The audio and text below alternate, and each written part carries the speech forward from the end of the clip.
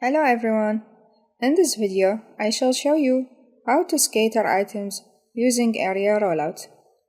First we have spline area, which can be a line, rectangle, circle, or any other spline. Let's take this rectangle as an example. Open Create Forest and select items from library or from the scene. Then tick the spline, open Modify, and here is the rectangle.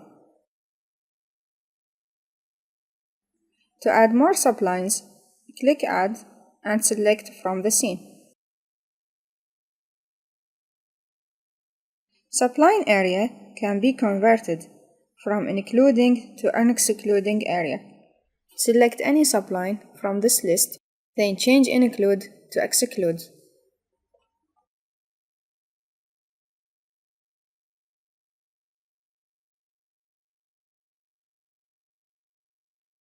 It is important to give each area a name in order to reach them fast.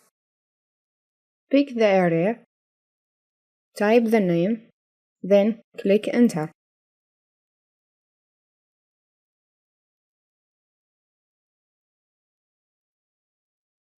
Force Open Spline. Choose an area and click this option. It will force the 3D Max to consider the area as an open spline,